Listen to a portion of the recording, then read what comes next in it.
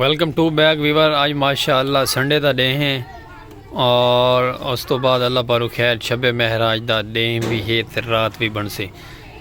ये सामने सारे शैतान खड़े ये माशाअल्लाह शैताना दी हस्तियाँ खड़ियां थी पटाखे बजेंदे खड़े वीवर। तो बाकी इन्हों को बंदा क्या आखे अल्लाह माफ़ करे। तो पटाखे इन्हों का वजावन तो जोर है वजेंदे पे इन्हों की सुना है वीवर। वजा ही लो जल्दी करो यार।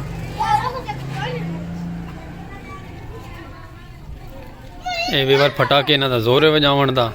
तो बस तौबा तैब थी होना चाहिए अल्लाह अल्लाह करनी चाहिए। शैतान की पनाह तो अल्लाह पाक तो सारे दूर रखे माशाअल्लाह। तो मजीद तनाल विलॉग अगर बने खूबसूरत है छोटा जहा शॉर्ट विलॉग हो सी अज का साडा बड़ा प्यारा जी। हाँ तो इन्हें को पटाखे नहीं बजते पे हाली वजावन का जोर है इन्हों का लेकिन वजा नहीं सकते। चलो अल्लाह खैर करे सी मुकाला मलन खड़े। तो बाकी तौबा तैब थी होना चाहिए।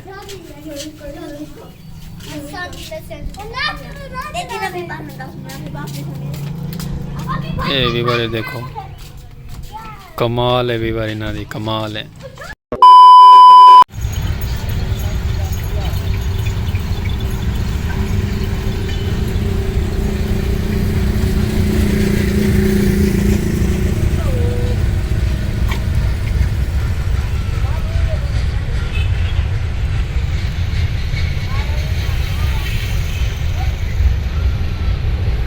वीवर माशाल्लाह बड़ा प्यारा खूबसूरत जो व्यू है। मैं के प्यारे प्यारे प्यारे प्यारे वीवर को दिखा रहे वहाँ परली साइड तो ट्रेन गुजरन पै गई माशाल्लाह।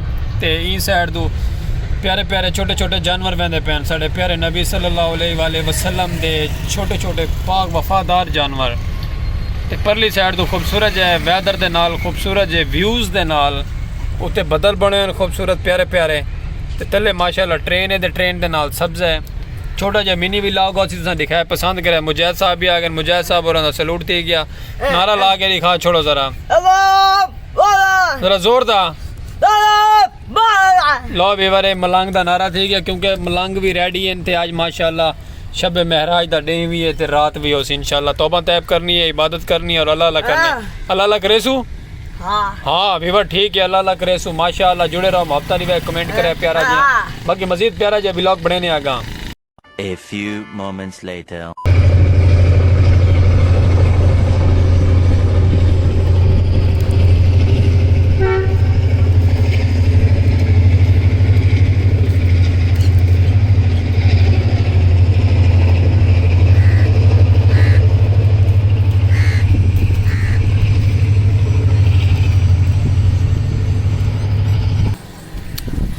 अस्सलाम वालेकुम वीवर क्या हाल चाल है। उम्मीद करे दोस्त अब आप साफ तंदुरुस्त फिटफाट अमन सुकून है जोसन वीवर। आज माशाल्लाह बड़ा नेमतां दा डे है। आज अल्लाह पाक दी बड़ी बड़ी नेमत और इबादत दी रात है वीवर। आज तो माशाल्लाह सारा छोटा जहा व्लॉग सी छोटा जहा मिनी क्लिप हो सी तुसा देखने एंजॉय करने और तो को पसंद आसी इंशाल्लाह ताला।